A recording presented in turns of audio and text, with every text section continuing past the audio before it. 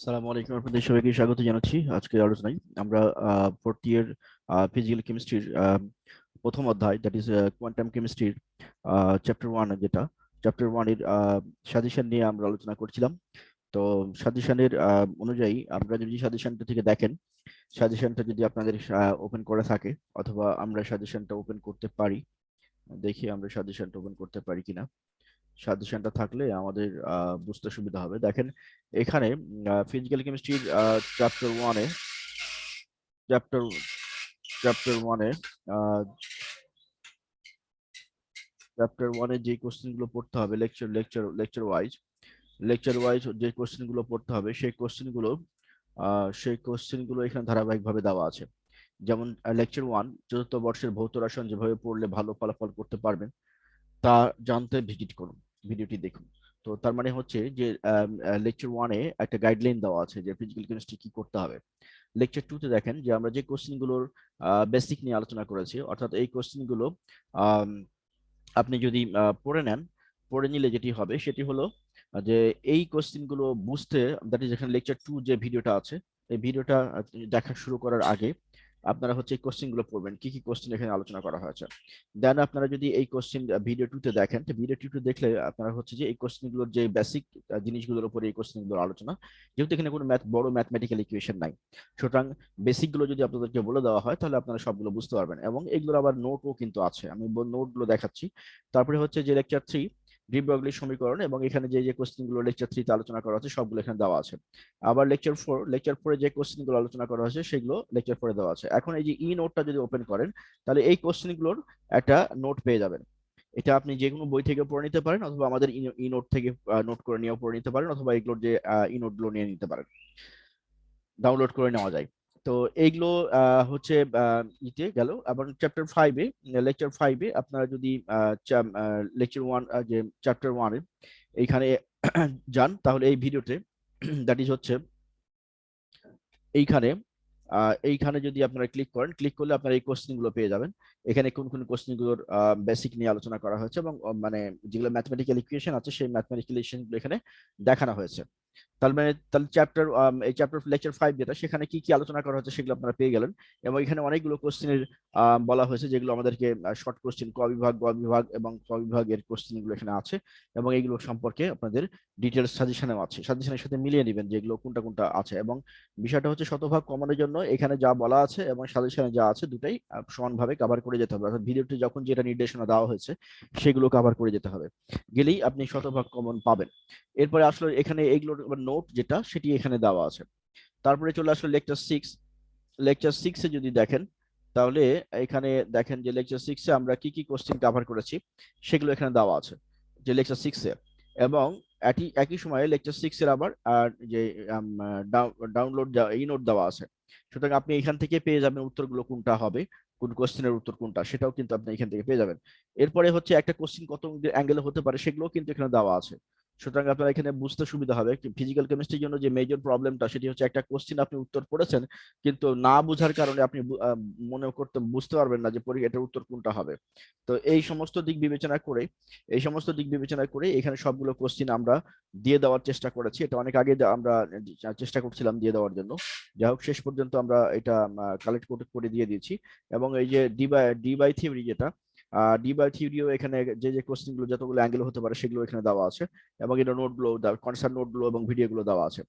এরপরে এখানে আম, আহ, বর্তমান সাজেশন অনুসারে যে প্রশ্নগুলো এখনো আলোচনা করা হয়নি, যেগুলো আলোচনা করা হয়নি, মানে এই যে উপরে লেকচার আপনি যে এখানে হচ্ছে কত, এটি হলো লেকচার 6 এর পরে আবার একটি এক্সটেনশন আছে।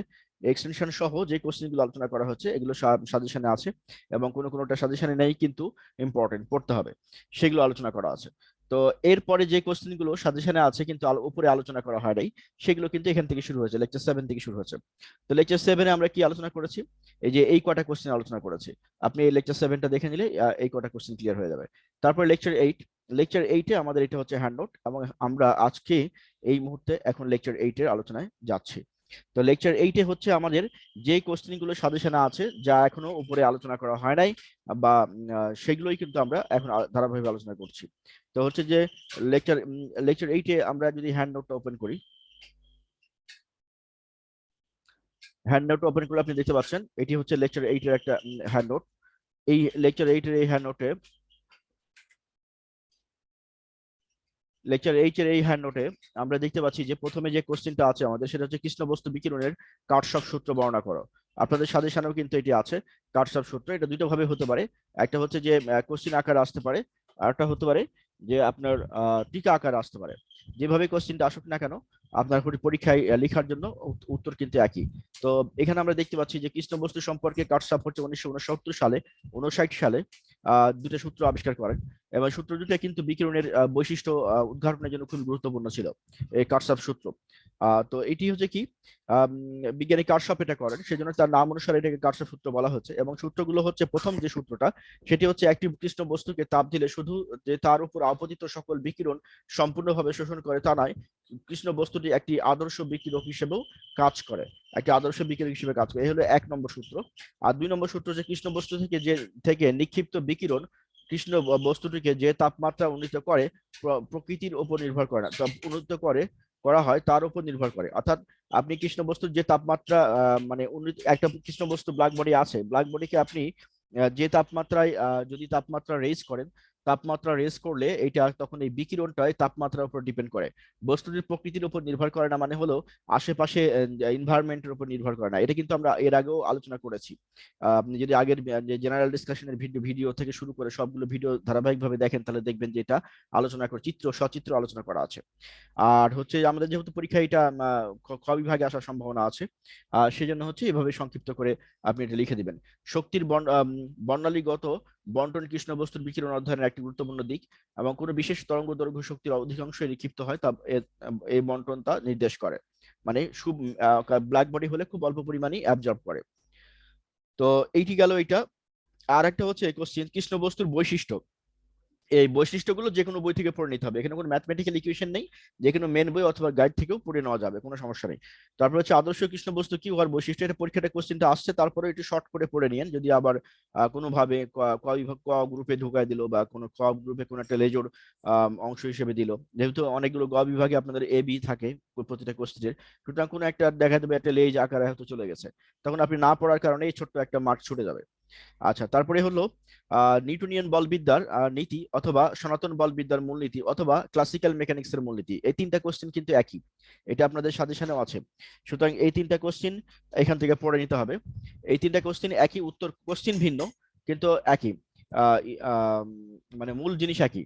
এখন ক্লাসিক্যাল মেকানিক্স, সনাতন বলবিদ্যা বা চিরায়ত বলবিদ্যা বা নিউটনিয়ান বলবিদ্যা, সবগুলো কিন্তু একই কথা বহন করে। তো এখানে হচ্ছে যে ক্লাসিক্যাল মেকানিক্সটা নিউটনিয়ান বলবিদ্যা বলা হচ্ছে, কারণ যে এই মেকানিক্সটা বা এই বলবিদ্যাটা পুরাটাই নিউটনের থিওরির উপরে বা নিউটনের সূত্রের উপরে প্রতিষ্ঠিত। নিউটনের সূত্রের উপরে প্রতিষ্ঠিত হওয়ার কারণেই এটিকে কিন্তু আমরা ক্লাসিক্যাল মেকানিক্স বা সনাতন বলবিদ্যা বা চিরায়ত বলবিদ্যা বা নিউটনিয়ান মেকানিক্স বলছি, বা নিউটনিয়ান বলবিদ্যা বলছি।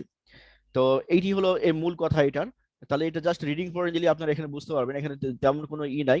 যেমন আমরা জানি যে নিউটনিয়ান বল বিদ্যাগুলো বেসিক্যালি কাজ করে কিসের উপরে, বেসিক্যালি কাজ করে হচ্ছে, এটা কিন্তু আমরা আলোচনা করেছি আগে, কিন্তু নিউটনিয়ান বল বিদ্যা এবং সনাতন বল বিদ্যার হচ্ছে এই কোয়ান্টাম মেকানিক্স এর মধ্যে পার্থক্য যখন পড়েছি, তখন কিন্তু আমরা আলোচনা করেছি যে আমরা গ্রস যদি মোটা দাগে এটাকে আবার বলার চেষ্টা করি, তাহলে বিষয়টা এরকম যে নিউটনিয়ান বলবিদ্যা বা ক্লাসিক্যাল মেকানিক্স বা সনাতন বলবিদ্যা বা চিরায়ত বলবিদ্যা, এগুলো সবগুলোই হচ্ছে বড় বড় বস্তুর ক্ষেত্রে, দ্যাট ইজ চোখে দেখা যায় এরকম, মানে অ্যাটমিক লেভেলে না। অ্যাটমিক লেভেলের কোনো ডেসক্রিপশন বা কোনো বর্ণনা বা কোনো কিছুর ব্যাখ্যা এই মেকানিক্স করতে পারে না। এই মেকানিক্সের করতে পারে না বিধায় আমাদের যখন অ্যাটমিক লেভেলে বা সাব অ্যাটমিক লেভেলে কোনো একটা প্রপার্টিজের ব্যাখ্যার প্রয়োজন হলো, তখন বিজ্ঞানীরা কোয়ান্টাম মেকানিক্সের উদ্ভব ঘটালো, এবং কোয়ান্টাম মেকানিক্সের মাধ্যমেই কিন্তু এইভাবেই কোয়ান্টাম মেকানিক্সের জন্মটা হলো, যে সনাতন বলবিদ্যা থেকে কোয়ান্টাম মেকানিক্সের উত্তরণ ঘটলো। বেসিক্যালি হচ্ছে যে যদি আমরা এক কথায় বলতে চাই, তাহলে হচ্ছে যে অ্যাটমিক লেভেলের যে ঘটনাগুলো ঘটে, অ্যাবজর্পশন বলেন, তারপরে হচ্ছে ইমিশন বলেন, তারপরে বিভিন্ন স্পেকট্রাম বা বর্ণালী, এইগুলোর যে ব্যাখ্যা, সেই ব্যাখ্যাগুলো সনাতন বলবিদ্যা বা নিউটনিয়ান বলবিদ্যা যখন ব্যর্থ হলো, তখনই কিন্তু কোয়ান্টাম মেকানিক্সের উদ্ভবটা ঘটলো। তো এই হলো, এখান থেকে এই বৈশিষ্ট্যগুলো 4টা 5টা পড়ে রাখবেন, কারণ 4-5 মার্কেরই কোশ্চেন হবে। আর আরেকটা ব্যাপার, আলোক তড়িৎ ক্রিয়ার বৈশিষ্ট্য লিখো। দেখেন, আলোক তড়িৎ ক্রিয়ার এই কোশ্চেনটা কিন্তু পুরাটাই পুরাটাই কিন্তু চলে আসছে, এখান থেকে আর কোনো কিছু আসার সুযোগ নাই, কিন্তু শর্ট কোশ্চেন হতে পারে, ক বিভাগে ঢুকাই দিতে পারে, যেহেতু কোশ্চেন যদি ক্রিটিক্যাল করে তখন ক বিভাগের সাথে ঢুকাই দিতে পারে, অথবা গ বিভাগে এ বি আছে না, এ বি যে একটা কোশ্চেনের সাথে এ বি থাকবে, সেই এ বির কোনো একটা পার্টের সাথে ঢুকাই দিতে পারে। সেই জন্য এইটা আমাদের একটু দেখে রাখতে হবে, জাস্ট মানে রিডিং পড়ে রাখলেই হবে। যেমন এখানে আমি খুব সহজ করে বলে দিয়েছি, আলোক রশ্মি তাপতিত হওয়ার জন্য নিম্নলিখিত সব থেকে মিনিমাম যে ফ্রিকোয়েন্সি বা থ্রেশহোল্ড লিমিট বা এনার্জি, সেটি হচ্ছে 3 × 10⁻⁹ সেকেন্ড। এটা হতে হবে, নাহলে কিন্তু বিকিরণ ঘটবে না। এরকম 3-4টা পয়েন্ট এখানে দেওয়া আছে, এই 3-4টা পয়েন্ট আপনারা দেখে নিলেই হবে। তাহলে এই আমরা লেকচার 8টা এখানে আমরা শেষ করব। তা এখন হচ্ছে যে এই লেকচার 8 শেষ হওয়ার পরে আমাদের যে সাজেশন, সেই সাজেশনে আরো কিছু কোশ্চিন রয়ে গেল, যে কোশ্চিন গুলো হচ্ছে আমাদের আলোচনা করতে হবে, এবং প্লাস হচ্ছে আবার এখানে কিছু অঙ্ক আছে, অঙ্কগুলো কিন্তু আমরা দিয়ে রাখছি, অঙ্কগুলো আপনারা প্র্যাকটিস করবেন। নোট দেওয়া আছে, সেই নোট অনুযায়ী যে কয়টা সূত্রের অঙ্ক দেওয়া আছে সেই কয়টা সূত্রের অঙ্ক প্র্যাকটিস করলেই হবে। তো এটি গেল এটা এটা এখন হচ্ছে যে এখান থেকে আলোক তড়িৎ ক্রিয়ার, দেখেন আপনাদের সাজেশনে গ বিভাগে আলোক তড়িৎ ক্রিয়ার আইনস্টাইনের তত্ত্ব আলোচনা করে এটা দেওয়া আছে, কিন্তু এটা আসলে এটা হলো আইনস্টাইনের তত্ত্বের বৈশিষ্ট্যগুলো চাওয়া হচ্ছে, এটা তত্ত্ব না, বৈশিষ্ট্য, কারণ তত্ত্ব অলরেডি চলে আসছে। সুতরাং এখান থেকে বৈশিষ্ট্য এবং বৈশিষ্ট্যগুলো এখানে দেওয়া দেওয়া হয়েছে, এবং যে কোনো বই থেকে পড়ে নিলেই হয়ে যাবে। আর হচ্ছে এখান থেকে যে কোশ্চেন গুলো পড়া হয়নি, আপনারা যদি এইটা দেখেন আমরা কি কি পড়েছি সেটা যদি দেখেন আপনারা, যেমন এখানে আমরা মূল পেজে যাই, এই যে দেখেন এখানে যে কোশ্চেন গুলো দেওয়া আছে, কোন লেকচারে কোন কোন কোশ্চেন গুলো কভার করা হয়েছে, তাহলে দেখবেন যে আপনাদের সাজেশন যা আছে, সাজেশনের পুরাটাই অলমোস্ট পুরাটাই কভার হয়ে গেছে, কিছু জিনিস বাকি আছে। যেমন ধরেন হাইড্রোজেনের স্পেকট্রাম ব্যাখ্যায় কোয়ান্টাম তত্ত্বের সফলতা লিখো, এটি বাকি আছে, এটি আমরা আলোচনা করব। তারপরে আপনাদের সাজেশনের 5 নম্বর যেটা অতি বেগুনি বিপর্যয় কোয়ান্টাম তত্ত্ব, এটা বাকি আছে, এটা আমরা আলোচনা করব। অ্যান্ড দেন হচ্ছে যে আপনাদের সাজেশনের আর হচ্ছে এখানে এই যে 8 নম্বর যেটা লিন্ডেম্যান তত্ত্বের সীমাবদ্ধতা লিখো, বিভব শক্তির পৃষ্ঠতল বলতে কি বুঝো। এই কোশ্চেনটা আমরা সহজ ইকুয়েশন বের করার চেষ্টা করছি, এটা আমরা পরের দিকে করব, বাট হচ্ছে 8 নম্বরটা বাদ দিয়ে আমাদের যে আর 2টা কোশ্চেন থাকলো, এই 2টা কোশ্চেন আমরা কভার করে নেব। 8 নম্বরটা পরে একটা সেপারেট ভিডিওতে আমরা আলোচনা করব। তাহলে হচ্ছে যে মানে আপনাদের সাজেশনের যে 8 নম্বর, দেখেন গ বিভাগের 8 নম্বর যেটা লিন্ডেম্যান তত্ত্বের সীমাবদ্ধতা লিখো এবং বিভব শক্তির পৃষ্ঠতল বলতে কি বোঝায় ব্যাখ্যা করো। এই কোশ্চেনটা আমরা সবার শেষে পড়বো, এবং এটা একটা সেপারেট ভিডিও হবে। এবং এটা হচ্ছে যে আমরা ইকুয়েশনটাকে বিভিন্ন বইয়ে বিভিন্ন রকম ভাবে আছে, এবং এটা ব্যাখ্যাটা বিভিন্ন ভাবে আছে, আমরা এটাকে সহজ করে উপস্থাপন করার চেষ্টা করছি, কারণ গতবারে আমরা দেখেছি যে অনেকেরই প্রবলেম হয়েছে এটা, এবং অনেকে এটা সেই কারণে হয়তো ওইভাবে প্রিপারেশনও নেয়নি, এবং অনেকে বুঝতেও পারে না এরকম মানে ম্যাথমেটিক্যাল ইকুয়েশন গুলো একটু জটিল থাকার কারণে। এটি কি সিম্পলিফাই কিভাবে করা যায়, এবং লাইন বাই লাইন যেন আপনারা এক লাইন ধরলে পরের লাইনটা লিখতে পারেন বীজগণিতিক নিয়মে, সেটি নিয়ে আমরা কাজ করছি। এটা খুব দ্রুতই এটা চলে আসবে আপনাদের সামনে। তাহলে এখন বাকি থাকলো তাহলে কয়টা, এখন বাকি থাকলো হচ্ছে 2টা কোশ্চিন। আপনাদের সাজেশনের গ বিভাগ, আপনাদের সাজেশনের গ বিভাগ অন্য অন্যগুলো সব কিন্তু কভার হয়ে গেছে, আপনারা এখানে মিলালে লেকচারগুলো মিলালি পেয়ে যাবেন। আচ্ছা, অন্যান্য সাজেশনের মানে গ বিভাগের আপনাদের সাথে চ্যাপ্টার 1 এর সাজেশনের গ বিভাগের 1 নম্বর কোশ্চেনে তো বললাম যে বৈশিষ্ট্য পড়তে হবে, তত্ত্ব পড়তে হবে না, তত্ত্ব চলে আসছে, বৈশিষ্ট্যগুলো শুধু পড়ে নিতে হবে 4-5টা। 2 নম্বরটা, এই 2 নম্বরটা আর হচ্ছে 5 নম্বরটা, 2 আর 5, গ বিভাগের 2 এবং 5 অতিবেগুনি বিপর্যয় কোয়ান্টাম তত্ত্বের স্বীকার্য। তো এই 2 আর 5 হচ্ছে আমরা লেকচার 9-এ আলোচনা করব। তো আপনারা লেকচার 9-এ যদি যান, তাহলে লেকচার 9-এ গেলে আপনারা 2 আর 5 পেয়ে যাবেন, এবং 2 আর 5টা পেয়ে গেলে লেকচার 9-এর সাথে আপনার চ্যাপ্টার 1টা পুরোপুরি কভার হয়ে গেল, যে কোশ্চিন গুলো আমরা পড়ালাম মানে আপনাদের সাজেশনে যা আছে। এবং আমরা এখানে প্রতিটা ভিডিওতে যে কোশ্চিন গুলো পড়িয়েছি, মানে আমরা এখানে যে কোশ্চিন দেখতে পাচ্ছেন আপনারা, কোশ্চিন যেখানে লেখা আছে যে কোন কোন কোশ্চিন পড়া হয়েছে বা পড়তে হবে, যা পড়ানো হচ্ছে এগুলোর পুরাটা যদি আপনি পড়ে ফেলেন, তাহলে চ্যাপ্টার 1 এবং চ্যাপ্টার 2 থেকে আপনাদের আর কোনো কোশ্চিন না পড়লেও আপনারা আপনাদের কোশ্চেনের 80% কমন পেয়ে যাবেন। আর যে থাকলো 20% জন্য একটা চ্যাপ্টার পড়লে হবে, লাস্ট চ্যাপ্টারটা, সেটি আমরা শুরু করব। তো এই 9 নম্বর লেকচারটা আপনারা যদি দেখেন, তাহলে আপনাদের 9 নম্বর লেকচারের সাথে চ্যাপ্টার 1টা পুরোটাই কভার হয়ে যাবে। এখান থেকে যে কোশ্চেনগুলো দেওয়া হলো সেই কোশ্চেনগুলো পড়তে থাকেন। আর চ্যাপ্টার 2 তো আমরা ক্লোজ করেছি, চ্যাপ্টার 2-এ যা আলোচনা করা হয়েছে সবগুলো কমপ্লিট করে ফেলেন, চ্যাপ্টার 2টা শেষ যার হবে, শেষ করার পরে ইনবক্স করবেন, ইনবক্স করার পরে আমরা একটা রিটেন এক্সাম নিব অনলাইনে। রিটেন এক্সামের পরে যদি কেউ ফেল করেন, তাহলে আবার ওই চ্যাপ্টারে রিভিশন দিয়ে আবার পরীক্ষা দিতে হবে। আর যদি ফেল না করেন, পাস করে যান, 45 মার্কস পেতে হবে, তাহলে পাস। 45 মার্কস যদি পেয়ে যান, তাহলে আপনারা চ্যাপ্টার 2 এর চ্যাপ্টার 1 এর যেগুলো বাকি আছে সেগুলো শেষ করবেন। এখন আপনাদের সামনে যেটি ইম্পর্টেন্ট সেটি হলো চ্যাপ্টার 1 এবং চ্যাপ্টার 2টা দ্রুত কভার করে ফেলা ফিজিক্যাল কেমিস্ট্রি, যাতে করে আমরা চ্যাপ্টার 3টা শুরু করতে পারি। আমরা চ্যাপ্টার 3 অনেকেই ইতিমধ্যেই 4 জনের মতো চ্যাপ্টার 3 শুরু করেছে। আম, ওরা চ্যাপ্টার 3 কিছু ওদের পেজে আপডেট হয়ে গেছে, কারণ হচ্ছে যে সাজেশনের অনেকগুলো কোশ্চিন তারা অলরেডি সলভ করে ফেলেছে। আর ওদের পেজে এই যে 8 এবং 9 নম্বর ভিডিওটা অনেক আগে আপলোড করা হয়েছিল, কারণ ওরা ধারাবাহিকভাবে একটা ভিডিও শেষ হলেই পরের ভিডিওটা ইনবক্স করে নিয়ে নেয়। আমাদের সবার জন্যই নির্দেশনা ছিল যে একটা চ্যাপ্টার বা একটা আম, অধ্যায় আপনি কত দ্রুত শেষ করতে পারবেন সেটা ডিপেন্ড করে আপনার উপরে। আপনি যখনই একটা লেকচার শেষ করছেন, শেষ করে কমপ্লিট করার পরে আপনি ইনবক্স করে দিবেন যে আমার এটা শেষ হয়ে গেছে, আমি পরেরটা চাই, তাহলে আপনাকে পরেরটা দিয়ে দিবে। এবং এইভাবে করে তারা অনেকে অ্যাডভান্স হয়ে গেছেন, অনেকে শেষ করে ফেলেছেন। চ্যাপ্টার 1ও কমপ্লিট হয়ে গেছে, চ্যাপ্টার 2টাও কমপ্লিট হয়ে গেছে অনেকের। তো যে বিষয়টা হচ্ছে যে স্টুডেন্ট সংখ্যা অনেক বেশি হওয়ার কারণে এবং প্রতিটা পেজই ইন্ডিভিজুয়ালাইজ হওয়ার কারণে, মানে হওয়ার কারণে হচ্ছে যে এই ঘটনাকে ইন্ডিভিজুয়ালাইজ করা হয়েছে আপনাদের সুবিধার্থে, যেন আপনারা পড়াশোনা করে যেতে পারেন ধারাবাহিকভাবে, সেটার কারণেই। তো অনেকে আগে চলে যাচ্ছে, অনেকে পিছিয়ে হয়ে যাচ্ছে, কারণ হচ্ছে যে আপনি যদি ওইভাবে কেয়ার না নেন তাহলে আপনি পিছিয়ে পড়বেন। আর পিছিয়ে পড়ার জন্য আপনি দায়ী থাকবেন, কারণ হচ্ছে যে এখানে আমাদের তো লেকচার গুলো গ্র্যাজুয়ালি সবগুলো আপডেট হচ্ছে। আপনি আপনার সাথে পেজে অ্যাড হচ্ছেন, আপনি যে কোনো সময় যখন অফিস শহরে সার্ভারে কেউ না কেউ থাকে, আপনি নক করেই নিয়ে নিতে পারেন এটা যে কোনো সময়, যারা অন্তত নেন নাই। এখন যদি চ্যাপ্টার 1 চ্যাপ্টার 2টা যার যার পেজে যারা যারা চেয়েছিলেন তাদের সবার পেজে দিয়ে দেওয়ার কথা আমাকে দিয়ে দেওয়া হয়েছে। আপনারা দেখে এটা চ্যাপ্টার 1 চ্যাপ্টার 2 শেষ করে ফেলবেন, এবং চ্যাপ্টার 2 শেষ হলে একটা পরীক্ষা আছে, চ্যাপ্টার 1 শেষ হলে একটা পরীক্ষা আছে। এই পরীক্ষাগুলো দেওয়ার পরেই আপনার চ্যাপ্টার 3টা পেয়ে যাবেন। তো আশা করছি বুঝতে পেরেছেন। আমরা এই ভিডিওটা এখানে শেষ করব, এবং অন্যান্য যে দুটা কোশ্চেন সেটার জন্য লেকচার 9টা দেখবেন।